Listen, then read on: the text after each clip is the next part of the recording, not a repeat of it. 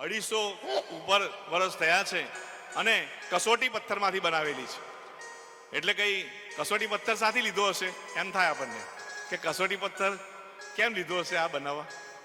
આ કસોટી એ જ કરે છે વધારે, એટલે આપણી કસોટીઓ કરી નાખે એમના સમયમાં. એ કસોટી કરનારા છે માટે એમનો કદાચ કસોટી પથ્થરમાંથી બનાવી હશે, એવું છે.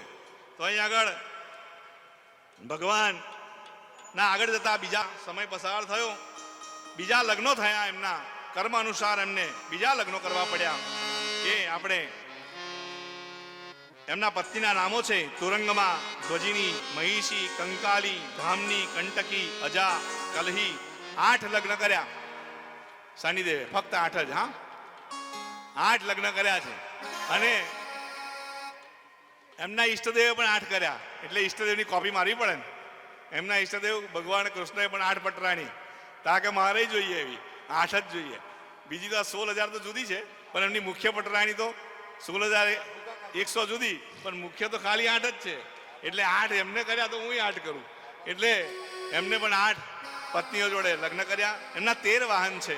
એમાં ગીધ છે, પાડો, હાથી, ગધેડો, શ્વાન, મૃગ, સિંહ, ઘોડો, બકરો, શિયાળ, હંસ, મોર, કાગડો, આવા બધા વાહનો છે. બીજા તો ઘણા વાહનો હશે કદાચ, એવું આના પરથી લાગે. કેમ કે જે કોઈ નકામું જણાય ને એને વાહન બનાવી દેતા. આપણા ઘરમાં પણ નકામા માણસ હોય, આપણા દેશમાં પણ નકામા માણસ હોય, આપણી પોળમાં, આપણી સોસાયટીમાં પણ નકામા માણસો હોય, એને વાહન બનાવવા પડે. એ જ બુદ્ધિશાળી, એ જ જ્ઞાની કહેવાય. પછી એનો તિરસ્કાર કરે બેકાર, એમ તિરસ્કાર કરે કે એ તો અજ્ઞાન છે, મૂર્ખ છે. એ મૂર્ખ નથી, પણ એનો તિરસ્કાર કરનારો મૂર્ખ છે. એને વાહન એની પાસે કામ કેવી રીતે કરાવવું. ઘણા માણસો એ તમારું કામ કેવી રીતે કરે છે યાર, આપણે જોઈએ છે. એકદમ ખરાબ માણસ હોય, કોઈની જોડે બોલતાય ના આવડે, બધા ઉડી પડે, લડવાડ કરે, નશા કરતા હોય, પણ અમુક માણસોના કામ દોડીને કરતા હોય. તમારું યાર ખરું કરે ભાઈ, કઢાવતા આવડવું જોઈએ પેલા કે છે. એટલે આવા નકામા માણસને વાહન બનાવતા આવડવું જોઈએ.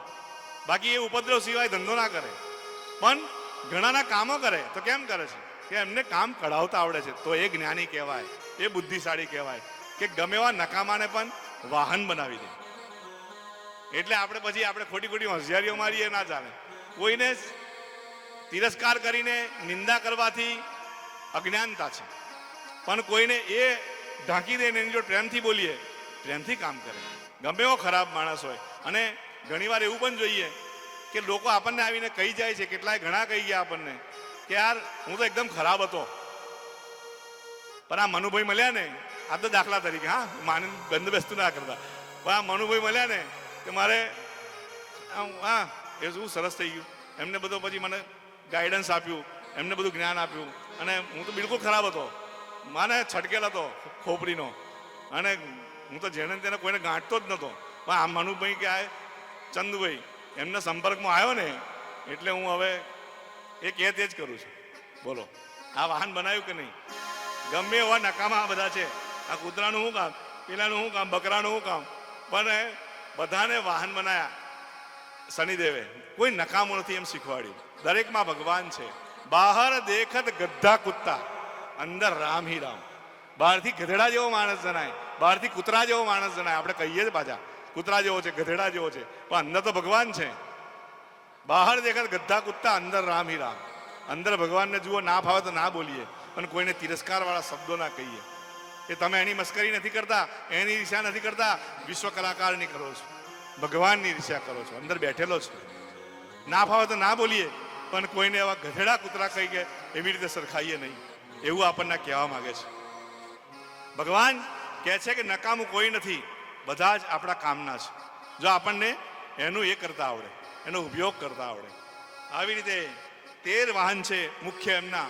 એ 13 વાહનનું વર્ણન સુખદેવજીના પુત્ર સુતજી કરે છે. ત્યાર પછી ये पावन भूमि यहाँ बार बार आना, शनिदेव के चरणों में आकर के छुप जाना है ये पावन भूमि यहाँ बार बार आना।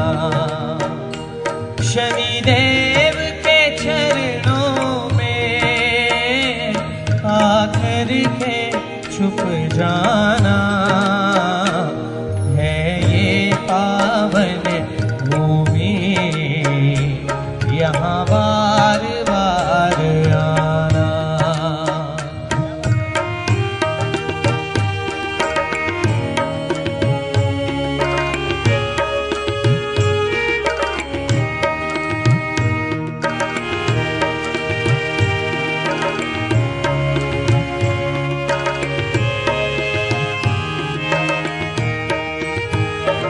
तेरा तीरथ सुंदर है, तू प्राणों से प्यारा। तेरा तीरथ सुंदर है, तू प्राणों से प्यारा।